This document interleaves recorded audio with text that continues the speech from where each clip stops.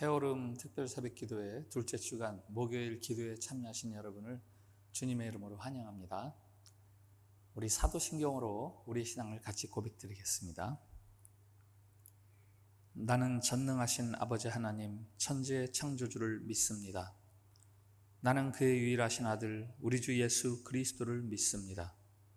그는 성령으로 잉태되어 동정녀 마리아에게서 나시고 본디오 빌라도에게 고난을 받아 십자가에 못 박혀 죽으시고 장사된 지 사흘 만에 죽은 자 가운데서 다시 살아나셨으며 하늘에 오르시어 전능하신 아버지 하나님 우편에 앉아 계시다가 거기로부터 살아있는 자와 죽은 자를 심판하러 오십니다.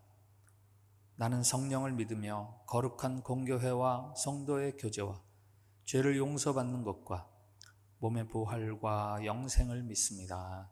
아멘. 찬송가 430장 주와 같이 길 가는 것 즐거운 일 아닌가 같이 찬양 드리겠습니다.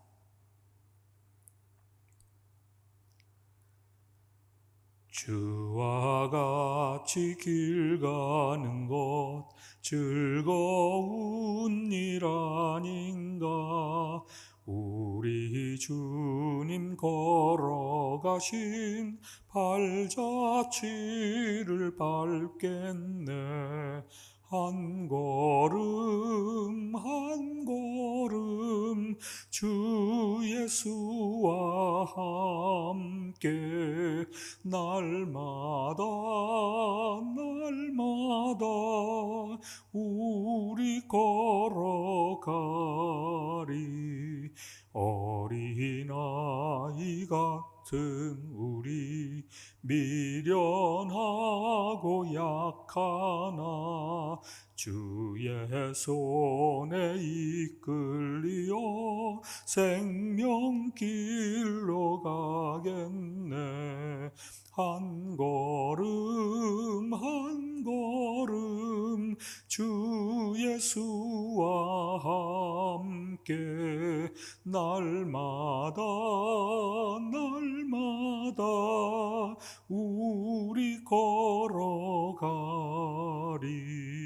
꽃이 피는 들판이나 험한 골짜기라도 주가 인도하는 대로 주와 같이 가겠네. 한 걸음 한 걸음 주 예수와 함께 날마다 날마다 우리 걸어가리. 옛 선지자 에녹같이 우리들도 천국에 들려 올라갈 때까지 주와 같이 걷겠네. 한 걸음 한 걸음 주 예수와 함께 날마다 날마다 우리 걸어가리.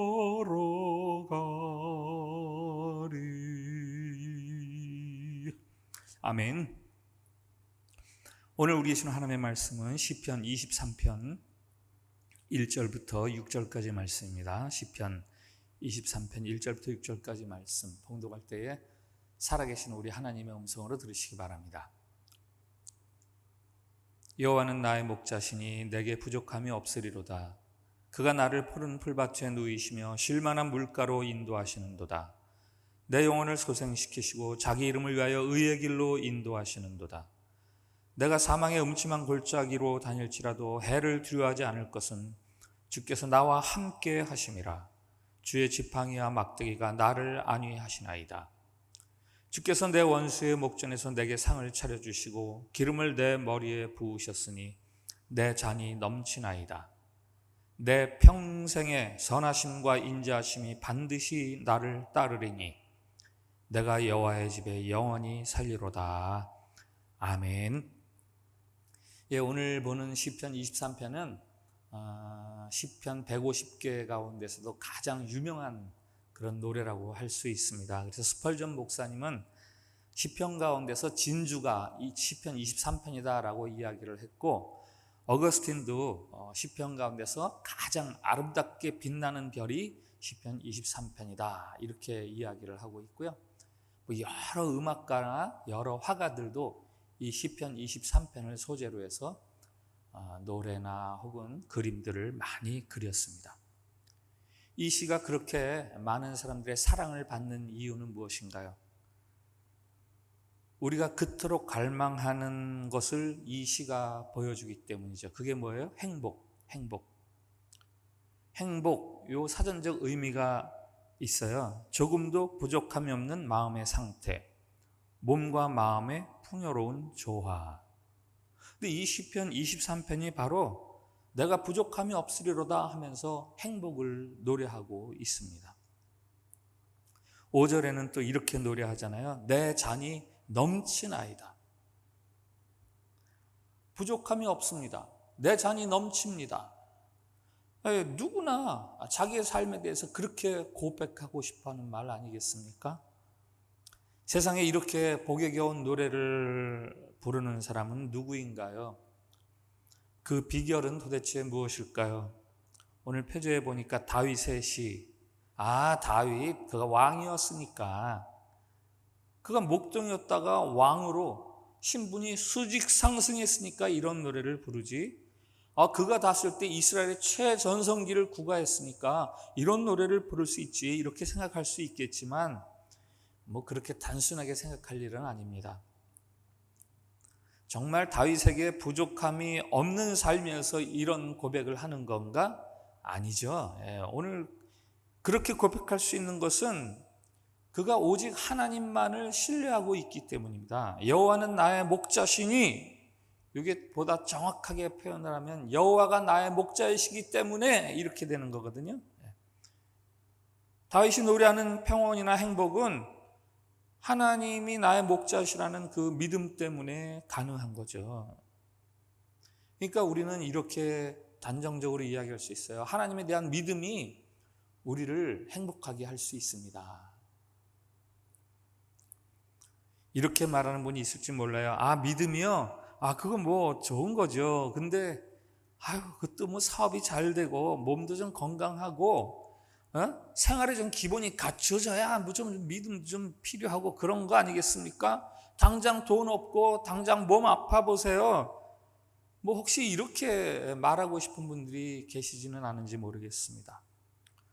우리는 우리에게 필요한 것이 절실해지면 그 절실함 때문에 하나님을 믿는 믿음을 평가절하시키는 경우가 많이 있습니다.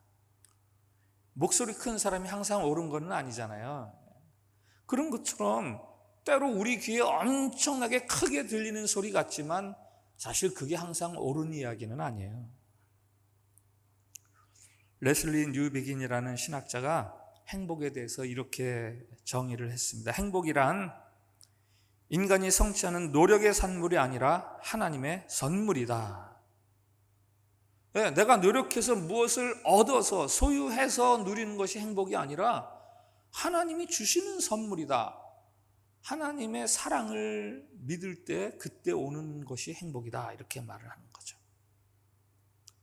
특별히 오늘 자기를 먹여주시고 인도하시고 보호해주시는 목자, 이렇게 비유하지 않습니까? 그 목자에 대한 철저한 신뢰, 그게 바로 행복에 겨운 노래를 부르게 하는 이유죠.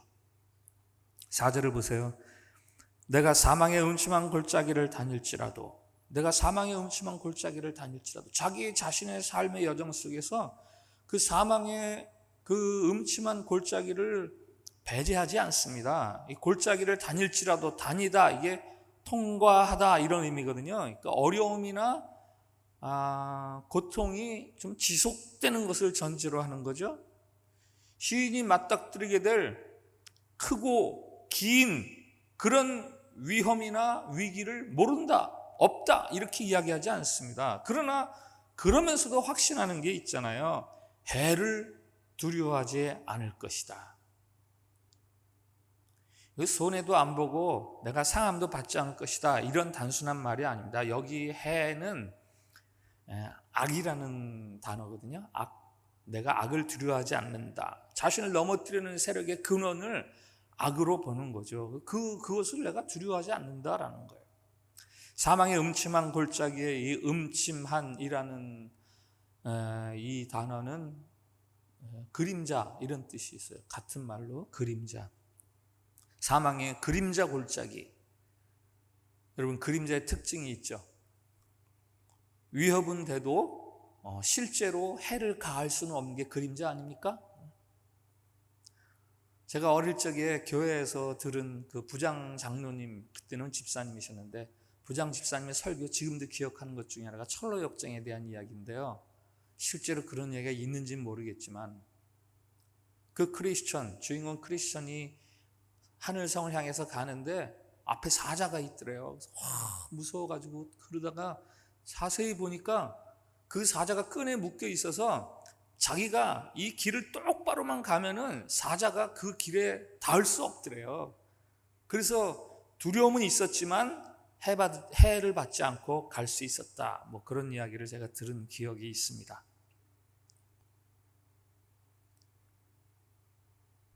오늘 다윗이 하는 말이 바로 그거죠.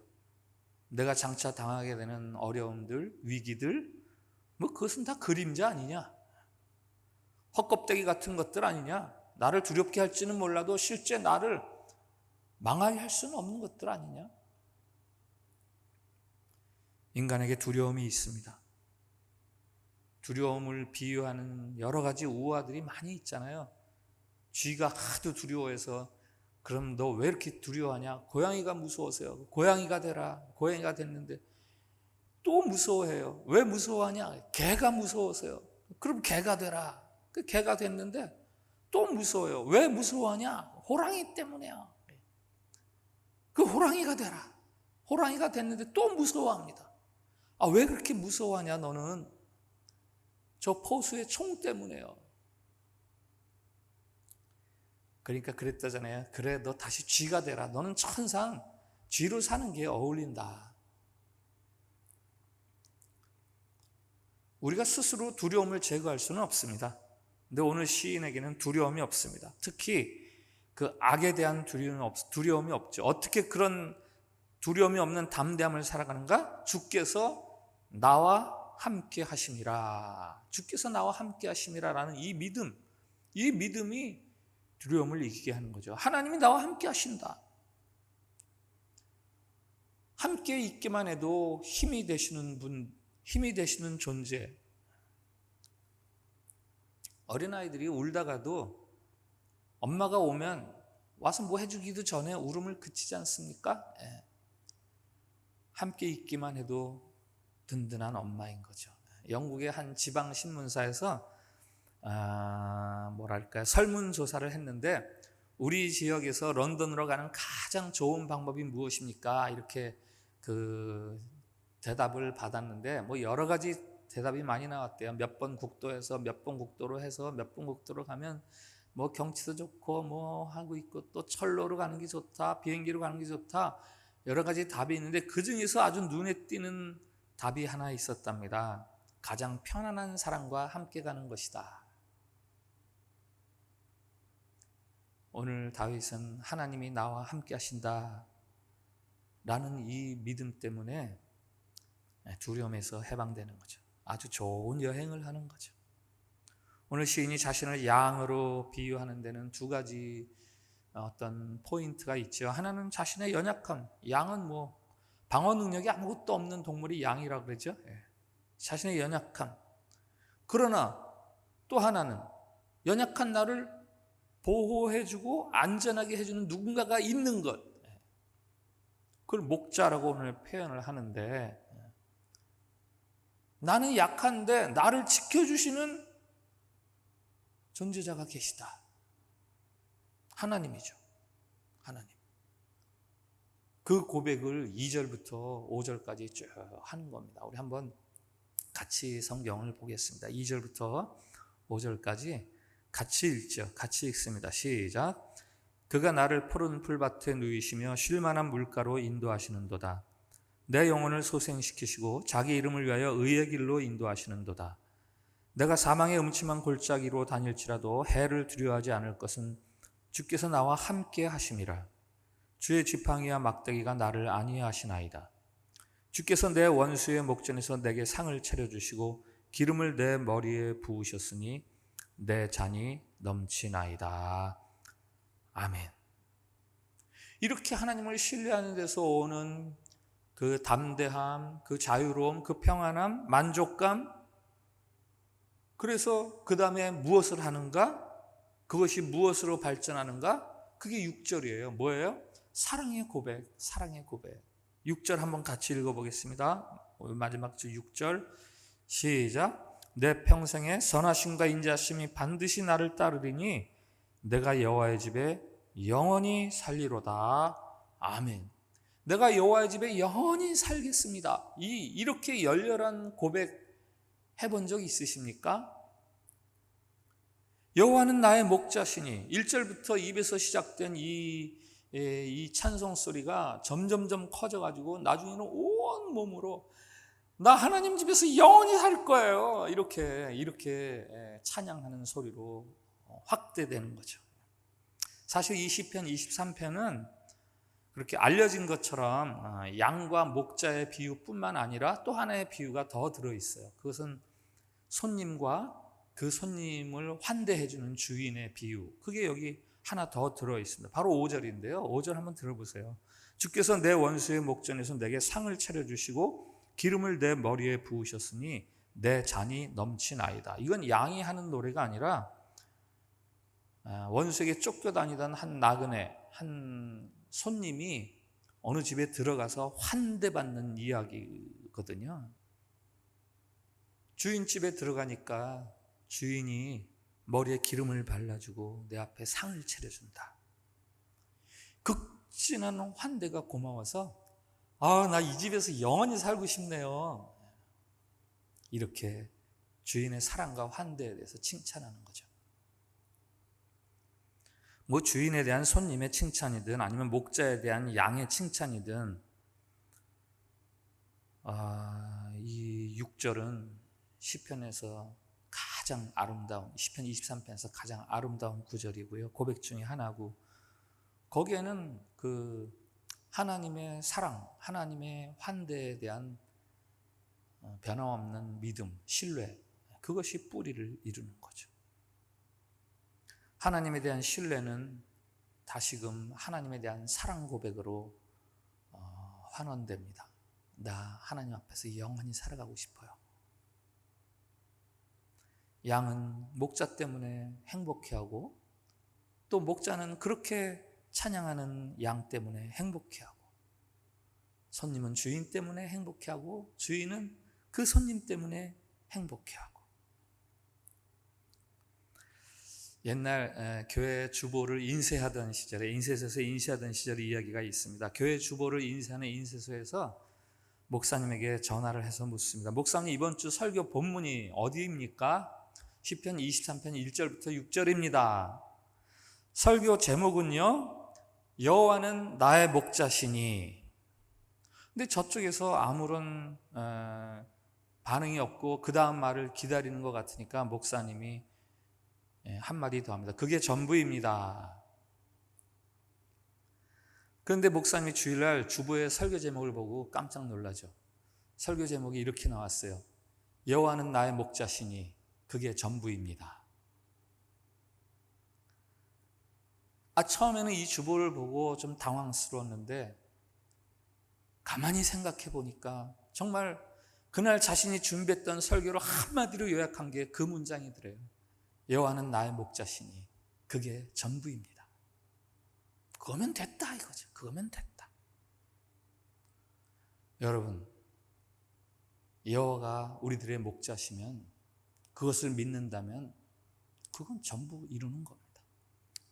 새로의 한 해를 시작하는 우리들, 하나님 우리에게 주신 지혜 중에 하나는 인생을 토막토막으로 매듭을 짓는 삶의 방법이에요.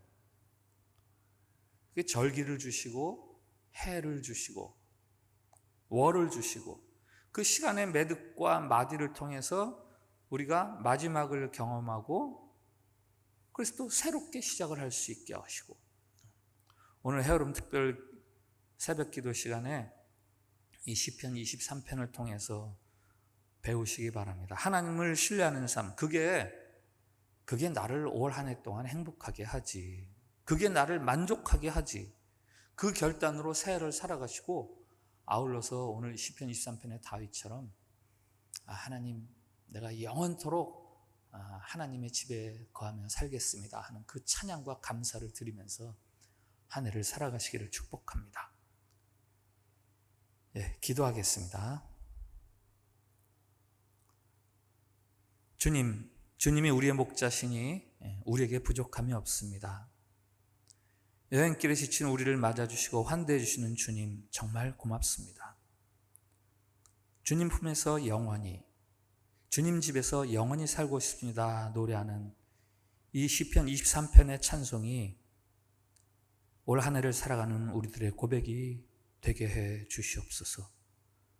아들을 주시기까지 우리를 사랑해 주시며 세상 끝날까지 우리와 함께 해주시는 그 하나님의 사랑과 자비로우심을 기억하며 아무 두려움 없이 오직 찬양하며 만족해하는 노래를 부르며 이 한 해를 끝까지 살아갈 수 있게 도와주시옵소서. 예수님의 이름으로 기도합니다. 아멘. 오늘 목요일 기도 시간인데요. 코로나 바이러스 위해서 기도해 주시고 우리 교회 성도들, 중보가 필요한 성도님들 위해서 기도해 주십시오.